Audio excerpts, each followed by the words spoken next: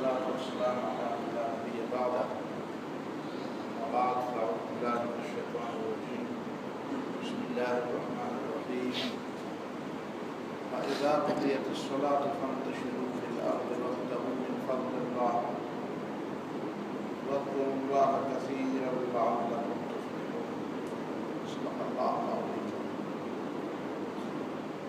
سورہ الجمعہ کی ایک آیت میں نے تلاوت کی۔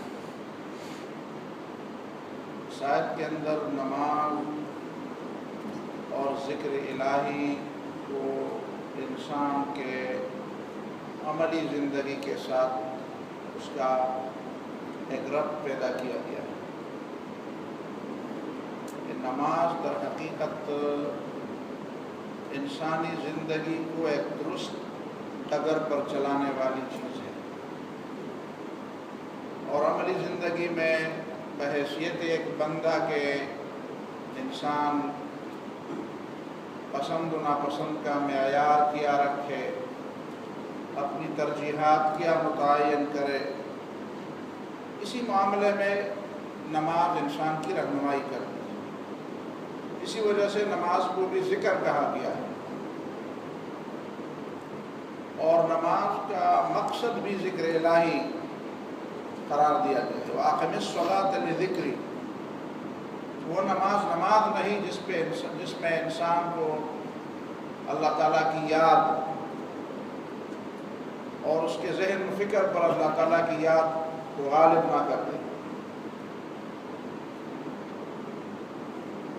عبادات میں سب سے بڑھ کر عبادت ذکر الہی ہے۔ یہ ذکر الہی نماز کی بھی روح ہے، قربانی کی بھی روح ہے، جہاد کی بھی روح ہے، اور تمام اعمال جو اسلام نے ہمارے لیے فرض قرار دیے ہیں ان سب اعمال صالحہ کی روح ہے ذکر اللہ۔ لیکن اس میں نماز کے لیے بہت بڑی ایک شان ہے۔ انسان پیدائشی طور پر بندہ ہے، بندہ ہوا، اور بندگی کو نہ وہ چھوڑ سکتا ہے، اور اگر وہ بندگی کو چھوڑنا چاہے تو وہ بندگی کے بجائے پھر ظاہر ہے کسی گندگی ہی میں مبتلا ہوگا۔ زندگی آمد برائے بندگی، زندگی بے بندگی شرمندگی۔ زندگی سے اگر اللہ تعالیٰ کی بندگی کو نکالا جائے تو پھر شرمندگی ہی شرمندگی۔ اور انسان کو ہر وقت اس بات کا احساس ہونا چاہیے کہ میں بندہ ہوں۔ انبیاء کے لیے اللہ تعالیٰ نے اور فرشتوں کے لیے اللہ تعالیٰ نے جو پیارا نام منتخب فرمایا وہ عباد کا لفظ ہے، اور رسول اللہ صلی اللہ علیہ وسلم کے لیے بھی عظمت اور تقدس کے حق سب سے جو بڑا مقام تھا جب وہ معراج پر لے جائے گئے، آسمان کی سیر کرائی گئی، اس موقع پر بھی اللہ تعالیٰ نے رسول اللہ صلی اللہ علیہ وسلم کے لیے عبد کا لفظ منتخب فرمایا۔ سبحان الذی اسریٰ بعبدہ، اسی سے عبادت کا لفظ نکلا ہے۔ عبادت کے مظاہر تو وقتی ہیں، لیکن عبدیت جو ہے وہ موقت نہیں ہے، دونوں میں بڑا فرق ہے۔ بندگی کے کچھ مظاہر ایسے ہیں جو ہم اس سے فارغ ہو سکتے ہیں، ہم نماز پڑھ کر فارغ ہوں۔ ابھی جو آیت میں نے تلاوت کی فَإِذَا قُضِيَتِ الصَّلَاةُ فَانتَشِرُوا فِي الْأَرْضِ، جب نماز پڑھی جائے تو زمین میں پھیل جاؤ۔ وَابْتَغُوا مِنْ فَضْلِ اللَّهِ، اللہ تعالیٰ کے فضل تلاش کرو۔ وَاذْكُرُوا اللَّهَ كَثِيرًا لَعَلَّكُمْ تُفْلِحُونَ، اور اللہ تعالیٰ کو بہت زیادہ یاد، تاکہ تم کامیاب ہو۔ تو نماز سے تو فراغت ممکن ہے، اور ہوتی بھی ہے، ہم نماز سے فارغ ہوتے ہیں۔ 24 گھنٹے مسلسل تو ہم نمازیں نہیں پڑھتے۔ روزے سے بھی فراغت ہم حاصل کرتے ہیں، روزہ رکھتے ہیں، رمضان کا مہینہ گزر جاتا ہے تو ہم روزوں سے فارغ ہو جاتے ہیں، روزے نہیں رکھتے۔ اسی طرح حج بھی پوری زندگی میں ایک دفعہ ہے، آدمی حج کر کے بس فارغ ہو جاتا ہے۔ زکوٰۃ بھی آدمی دے دے تو زکوٰۃ دینے سے فارغ ہو جاتا ہے۔ لیکن نماز پڑھنے، روزہ رکھنے اور حج کرنے ان ساری چیزوں سے فراغت حاصل کرنے کے بعد کیا انسان اللہ تعالیٰ کی بندگی سے بھی فارغ ہو جاتا ہے؟ نہیں۔ اس کا مطلب یہ ہے کہ بندگی سے علاوہ ایک چیز ہے، یہ تو بندگی کے چند مظاہر ہیں، یہ تو آپ کو اس بندگی کے لیے تیار کرنے والی چیزیں ہیں، اور ان بندگی میں آپ کے مددگار بننے والی چیزیں ہیں کہ اللہ تعالیٰ کی مستقل جو بندگی ہے اس میں آپ کے لیے یہ چیزیں مددگار ثابت ہیں۔ اور اسی وجہ سے اس سورہ الجمعہ کی آیت میں فرمایا کہ فَإِذَا قُضِيَتِ الصَّلَاةُ فَانتَشِرُوا فِي الْأَرْضِ وَابْتَغُوا مِنْ فَضْلِ اللَّهِ وَاذْكُرُوا اللَّهَ كَثِيرًا۔ اب آپ کہیں گے کہ ذکر تو میں نے کر لیا، میں نے تو نماز پڑھ لی، پھر باہر جا کر میں کماؤں گا یا ذکر کروں گا؟ تو آپ کو کہا گیا کہ نہیں، باہر جب آپ کمائیں گے، جب آپ باہر زندگی گزاریں گے، عملی زندگی میں آپ جائیں گے تو آپ نماز کا سبق نہیں بھولیں گے، اور نماز کا سبق آپ تب نہیں بھولیں گے جب آپ شعوری طور پر نماز پڑھتے ہیں۔ ہم نماز تو پڑھنے والے ہیں لیکن ہم شعوری طور پر نماز نہیں پڑھتے۔ شعوری نماز پڑھنا میں اقامت صلاۃ کا مفہوم بیان کرتا ہوں۔ فویل للمصلین الذین هم عن صلاتهم ساہون، جو غیر شعوری طور پر نمازیں پڑھتے ہیں، شعوری نماز نہیں پڑھنے والے، صرف نماز کے احکام یا نماز کا عمل بجا لانے والے، نماز کی شکل کو اختیار کرنے والے، ایسے لوگوں کو اللہ تعالیٰ ایسے لوگوں کو پسند نہیں کرتا۔ ان کے لیے تو فرمایا ویل للمصلین۔ تو نماز شعوری طور پر ہم پڑھیں گے تو ہمیں پتہ چلے گا کہ اس نماز کا مقصد کیا ہے۔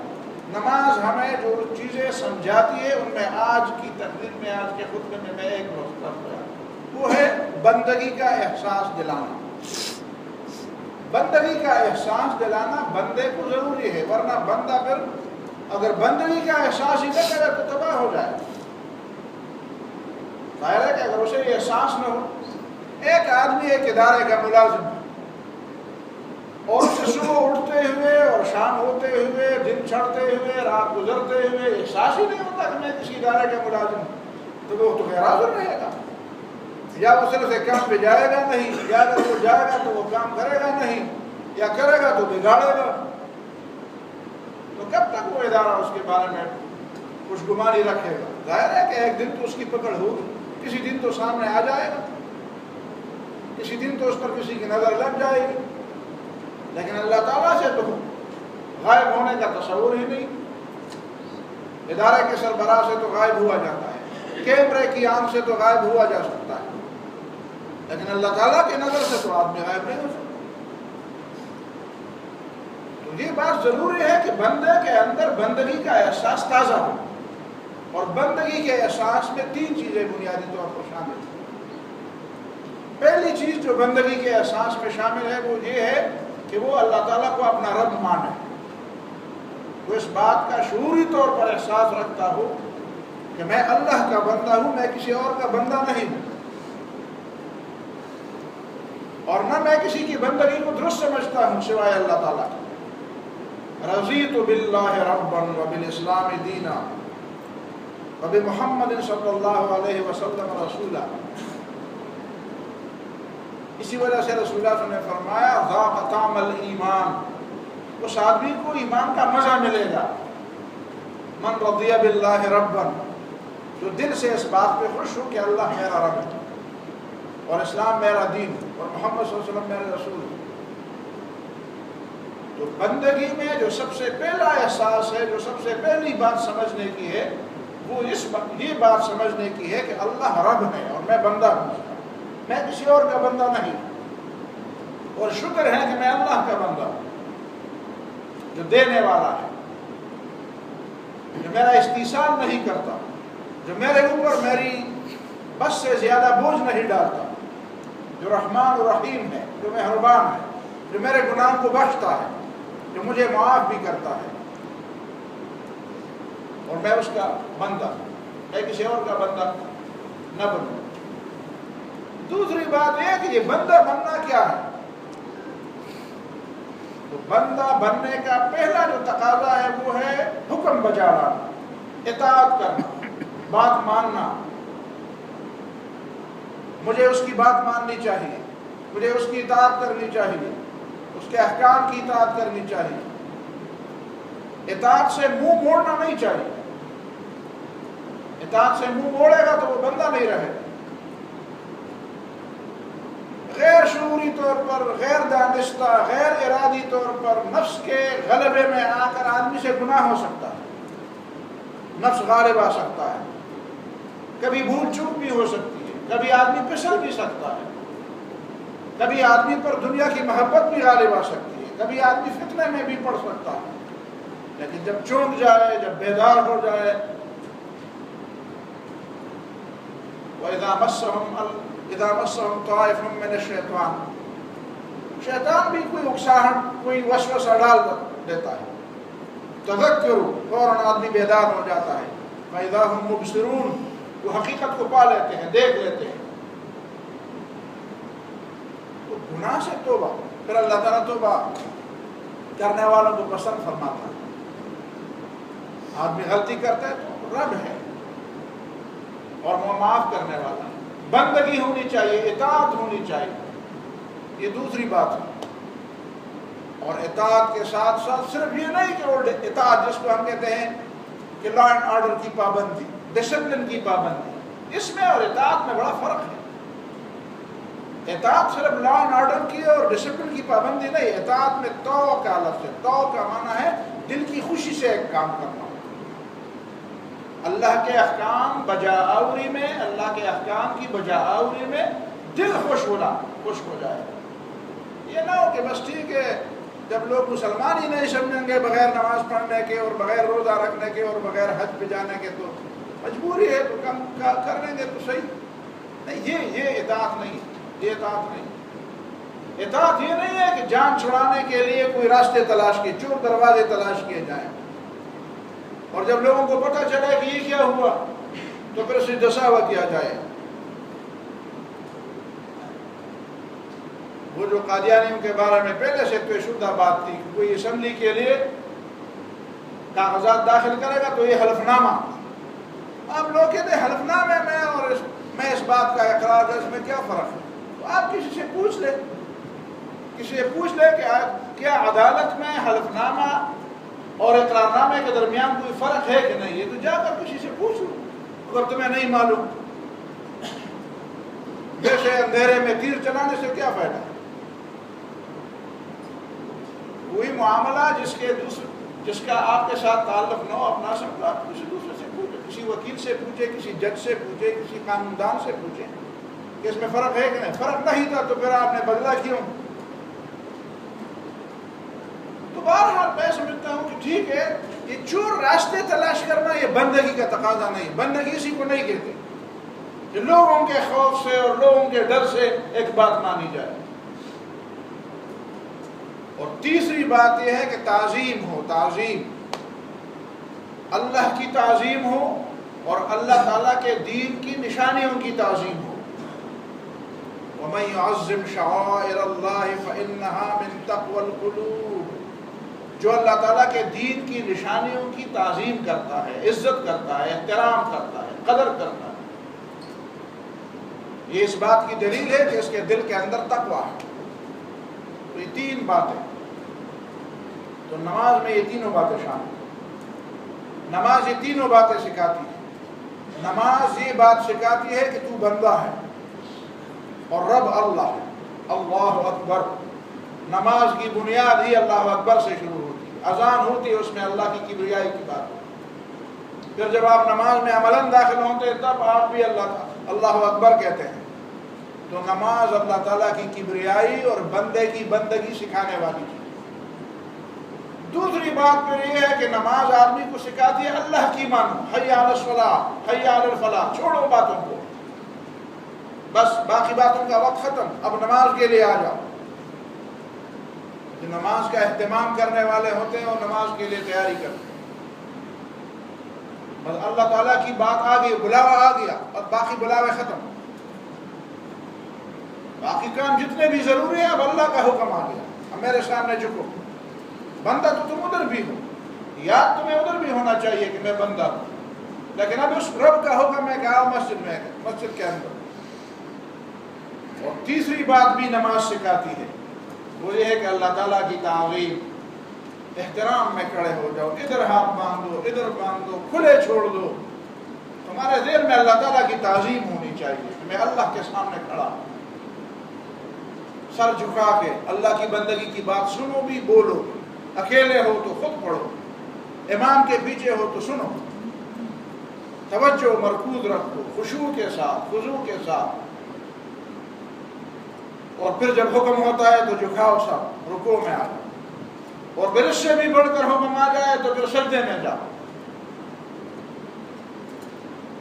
اور سجدے میں جاؤ تو ایک اعتراف کرو۔ یہ پہلے بھی نقطہ بتایا گیا تھا، ہم جب کسی اسٹامپ پیپر پر دستخط کرتے ہیں کبھی اپنا انگوٹھا لگاتے ہیں، ایک انگوٹھا لگاتے ہیں تو پھر انگوٹھے کی چھاپ جو ہے وہ بدلتی نہیں ہے، ہمیں کہا جاتا ہے کہ تمہارا انگوٹھا ہے، جاؤ پتہ کرو، تمہارا انگوٹھا ہے، کسی اور کا نہیں ہے۔